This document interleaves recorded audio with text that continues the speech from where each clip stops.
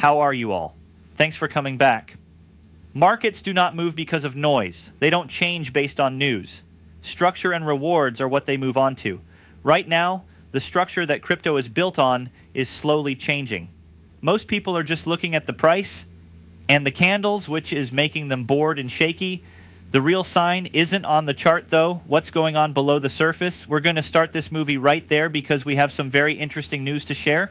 Let's begin with the big picture. It was decided that the Supreme Court would not rule on President Trump's taxes today. It's not a drama. It's not chaos. This is being patient. And here's what most people don't know about big projects. They almost never end up in a straight line. Capital doesn't just disappear when there is a lot of uncertainty. It doesn't leave right away. What does it do? There is a wait for answers. It stops. It gets smaller. And that's how the stress grows. This is why the market stays the same for so long. It's because of this that you have those dull, annoying, range-bound times when it seems like nothing is happening.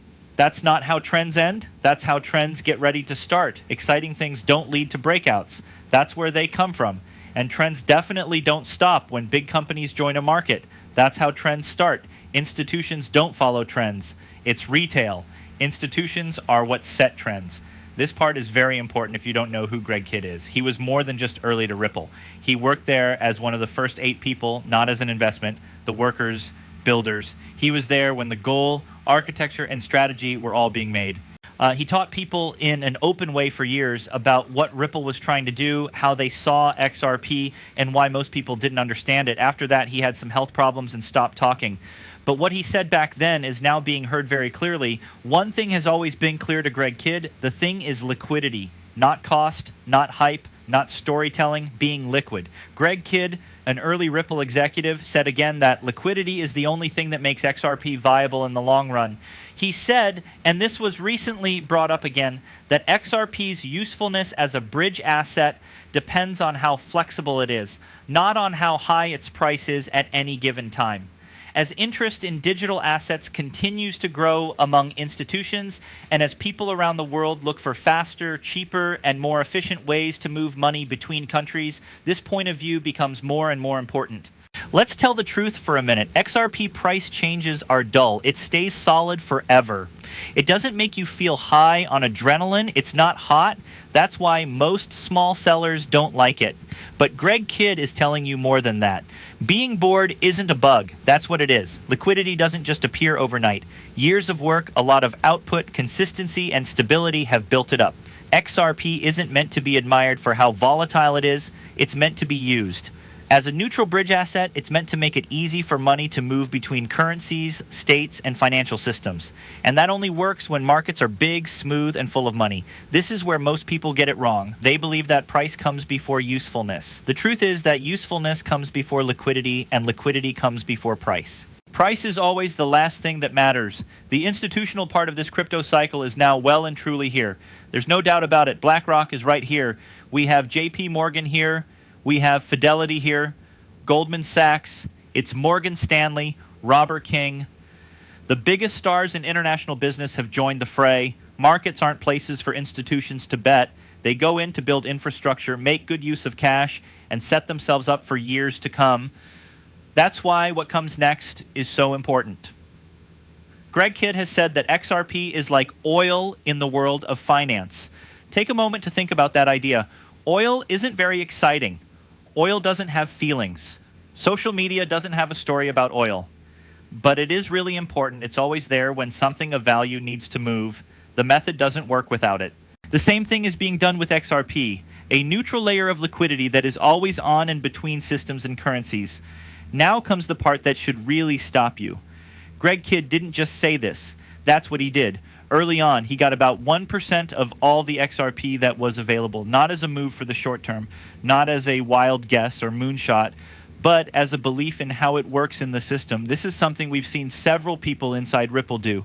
A person named Ashish Birla, who used to work at Ripple and now runs Evernorth, has been publicly buying up huge amounts of XRP. Traders like these aren't looking for green lights. These are people who work inside the system and know how it works.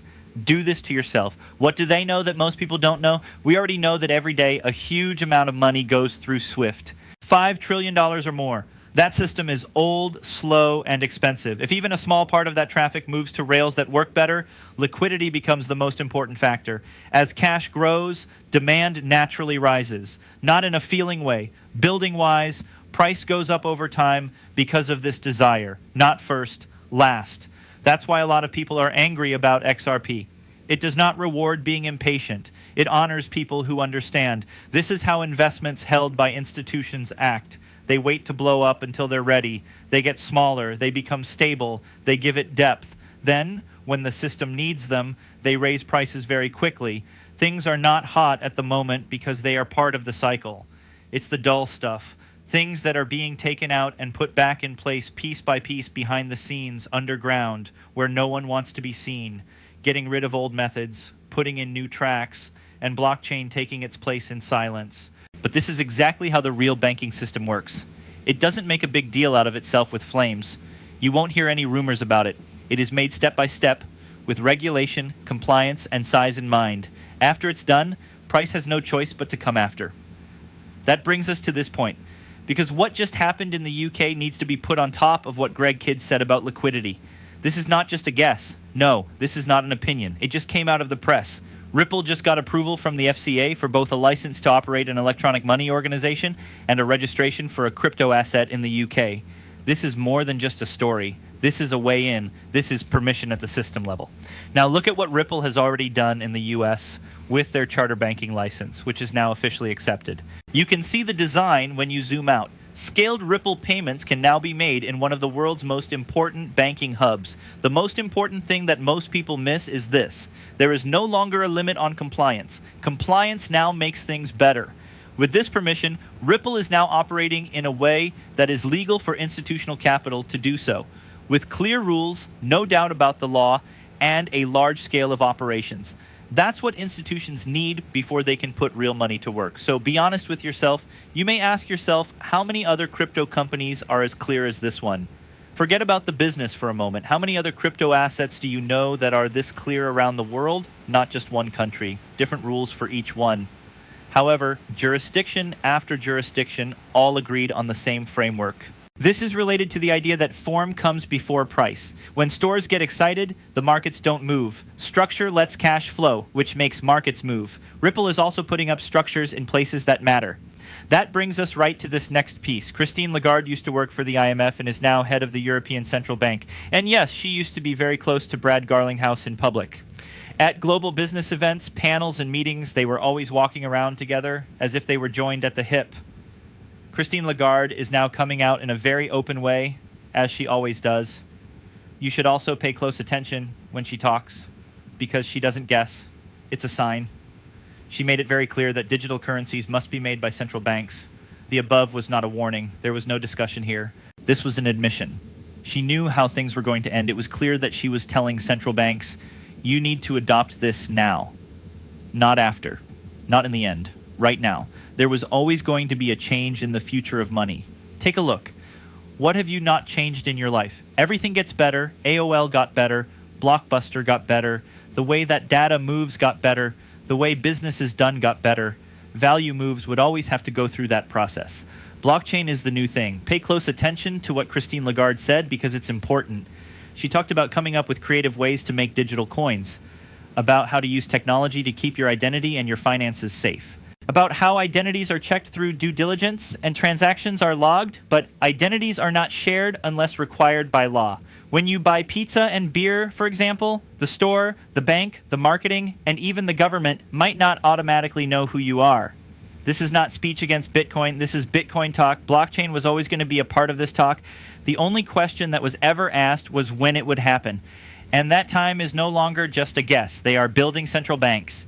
Governments are getting along, the rules are being settled, plans for infrastructure are being cleared.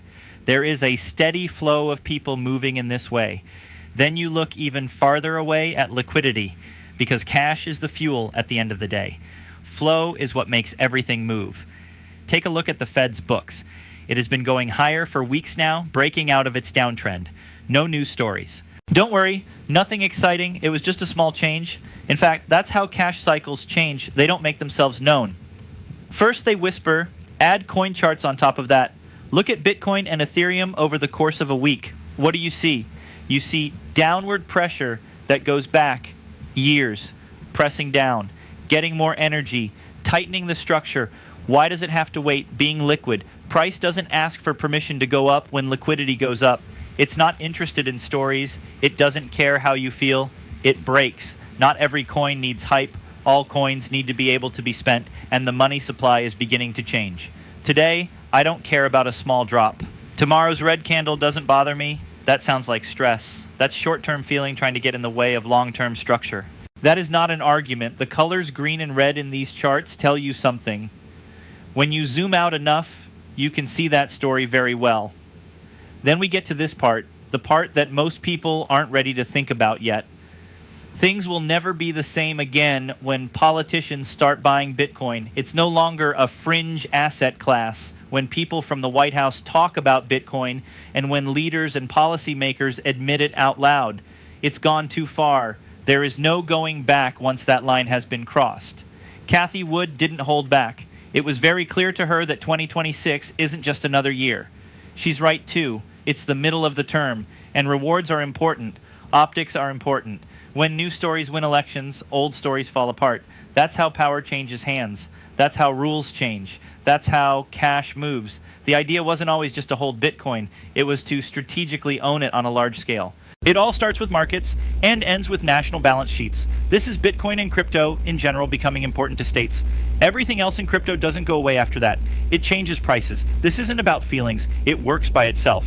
This brings us back to what Greg Kidd has said for many years. When it comes to Ripple, XRP is like oil. The biggest lies about XRP have always come from people who don't know what Ripple is doing or what XRP is. Retail is getting a lot of Ripple. We're being used. It never moves. That's not how things work in real life. Nothing moves quickly when it comes to states, central banks, cross-border settlement, and the systems that make it possible for money to move around the world. People don't like how long things take. Years longer. Slow doesn't mean broken, though. Slow means careful. That brings up a question I get asked all the time. Is there going to be another crash? A real crash at the system level? Not as good as FTX. It's worse than October 10th. Yes, everything was wiped out the day before my birthday. Is that going to happen again? The answer keeps coming back to the same thing. The law of clarity. This is the missing piece that most stores still don't see coming.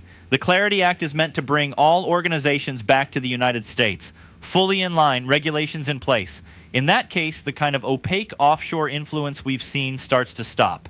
That's why I think we need to have a much more in-depth talk about why Trump let CZ off the hook from Binance. That's much more important than most people think. Binance has always had the most offshore liquidity, and I think it has done a lot to clean up and change markets overseas. Since Trump stepped in, I don't think the pardon was a mistake. I think a very clear message was sent. Get it cleaned up. Also, look at the facts. Everything went wrong on October 10th. The XRP flash crashed to crazy levels. It wasn't always clear what the prices were on this exchange. SUI was wiped out, down to $2. Some prints even show levels below $1. Everything you look at took a beating. This is not advice about money. Now, we're hearing that the Clarity Act might come as early as March, but it will be late again. If the government shuts down, it will probably last longer, maybe even into the summer. But now for the important part. The system is being strengthened while stores wait for the fireworks. Let's go back to the price of XRP, because everyone always wants to know, is this okay? Yes, it's fine. Keeping the price around $2 is a good thing to do. It's possible for XRP to bounce back into the $250 to $280 range for a retest if it can stay above $2. What it is doing now is more important, though. Deep liquidity is being built up. That's the whole point. Don't forget that price comes last. BTC hasn't had a real parabolic blow off the top. Altcoins haven't turned around all the way yet. This cycle is still going on, not even close.